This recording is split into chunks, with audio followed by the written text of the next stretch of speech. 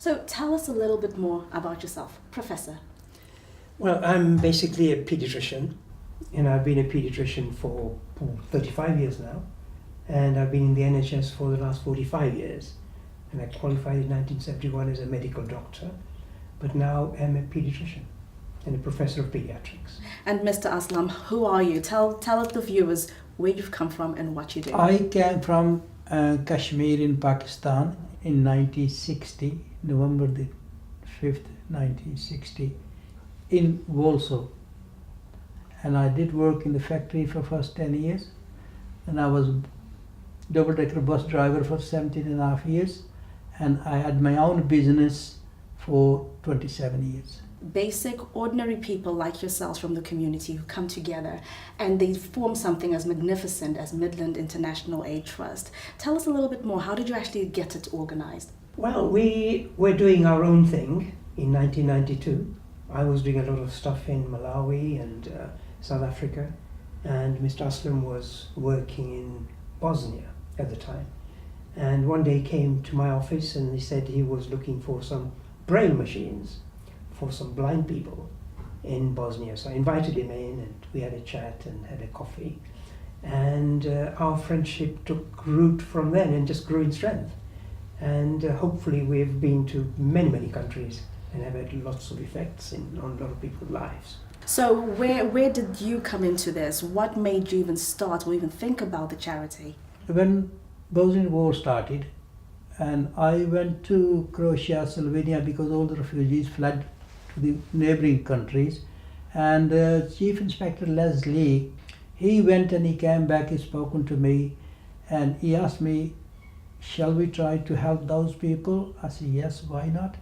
And at that time, the mayor of Walsall, she got involved, and we got the local community involved, all the mosques, gurdwaras and the churches, we get together and formed Walsall Aid convoys. And we went with a 7 truck within the first 3 weeks, food, medicines, clothing, you name it, we get everything. And we went, it took us 3 days to get there and 3 days come back, and we started 3 days to do the distributions. And when I listened to some of those people's stories, what happened to them suddenly within a day, and I never ever forget in the rest of my life. And I thought, if that's happened to my families, and from that days I've been to every countries in the world where disaster has occurred. Tell us a little bit more what you've done with Midland Aid International. What have you actually done? What's the work that you've done in the past year, so people in Walsall and the West Midlands can understand? Well, the past years, the earthquake in Nepal, I've been 3 times in Nepal within 7 months, and from the help of the local community here, very generously, I think £65,000 within 6 months, going and staying there, making sure that, the food distributed with our own hands, make sure the shelters are put up, and apart from that we did 49 cataract operations camp in different countries in the world, and Professor Gatter will speak about the other medical work we've been doing for last at least 20 years. How important was it for someone with a medical experience like yourself or history to become part of this wonderful charity? Do you think it was relevant, and if so, how? I think it's a huge advantage to have a medical background, because you understand nutrition, you understand growth of people. I think everybody understands the plight of people. People who are hungry, you can see they're hungry. But I think as a medic, not only it's an issue of feeding the people, but it's trying to see if we can prevent it in the first place. One thing that is very passionate and very close to my heart is actually birth of a newborn baby. We get 1 million babies dying in the first 24 hours of life. That's after birth. Now that is not acceptable. That is something we can do something about. Either we're looking after the babies immediately before delivery, or we're looking after them immediately after delivery. Obviously we need to look after the mother as well, because maternal deaths in other countries. For example, in Pakistan, the death rate is something like 78 per 100,000. In the UK, it's about 5 or 6 per 100,000. So 10 times as many mothers are dying during pregnancy, and 20 times as many babies are dying in the first week of life. So it's something we can do something about.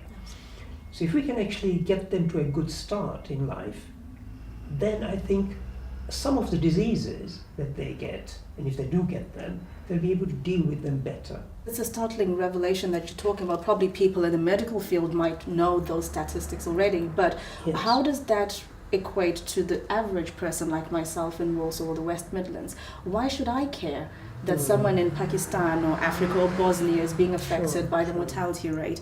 You know, when I've got my own issues here in Wolverhampton, in South Staffordshire somewhere. You know, the British public is fantastic.